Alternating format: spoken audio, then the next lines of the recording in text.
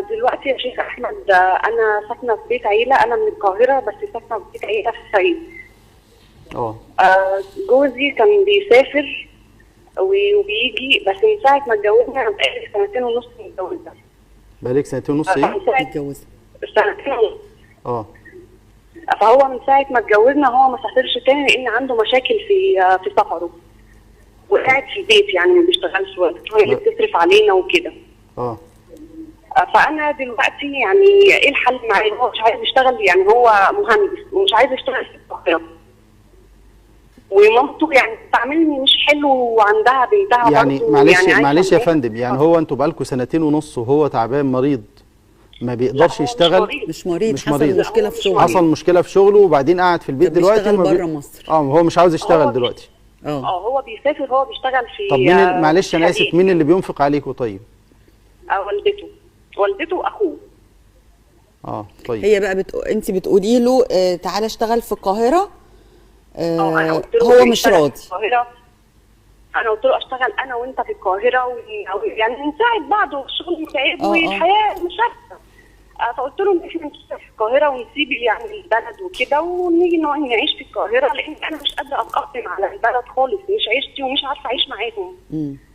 مامته صعبه جدا، وعنده اخت مش متجوزه وحشه، يعني مامتها وحشه جدا.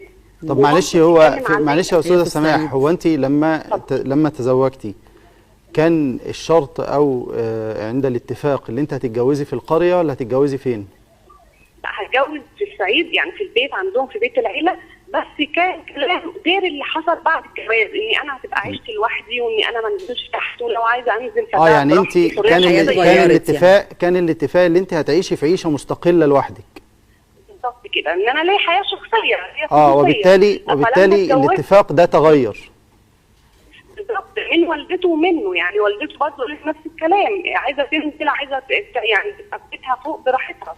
فلما اتجوزت لقيت عكس كده خالص، اللي هو ممنوع اعمل اكل في بيتي، ممنوع اجيب اي حاجه في بيتي، بالاصل ان هي عايزاني اني انا انزل تحت وبنتها موجوده معايا، اني انا اخدمهم واعمل، وبنتها تفضل قاعده. ايوه. لا، فده طبعا وكمان يعني هو المشكله الاكبر، هو بيتهيألي المشكله الاكبر ان هو دلوقتي الشماش بيشتغل، فهم اللي بيصرفوا، فطبعا اللي بيصرف هو اللي بيتحكم. طبعا اللي بيصرف هو اللي بيتحكم. تمام. فدوت مش راضيني انا بالنسبه ان هي يعني ست كبيره وبتصرف علينا انا، ده حاجه مش عجباني، مش حلوه. ايوه طبعا.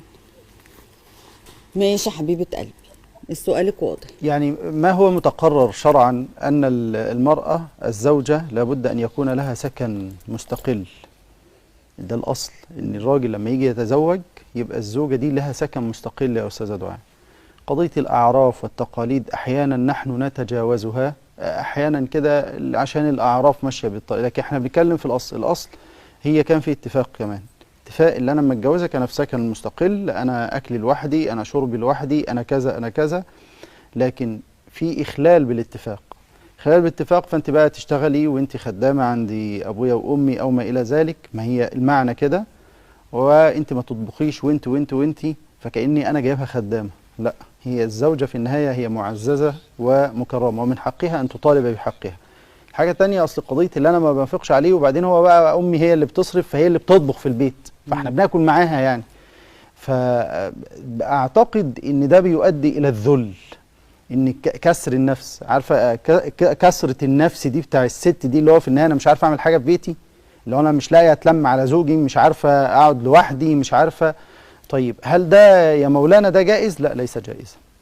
هي تطالب زوجها بالانفاق عليها، ان شاء الله ابوه وامه يدوا له فلوس، يدوا له كده في ايده فلوس، وهو ياخد كده ويقول لها اتفضلي، المهم ينفق هو عليها. من حقها ان يكون لها سكن ان يكون لها سكن مستقل. طب والله تقعد تتكلم معاه، تشوف اهلها، فانا يعني ما قالتش باباها فين، تتدخل الناس الكبيره عندها. كذلك الامر لو حد عنده عاقل او حكيم في العائله عنده، يقعدوا مع بعض ويشوفوا المساله دي.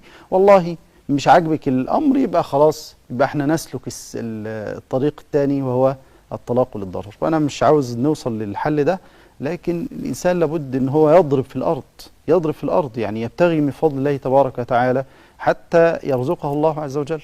يعني قضيه اللي انا اتواكل بالطريقه دي، ابدا، ده ما ينفعش وليس من ديننا في شيء اصلا.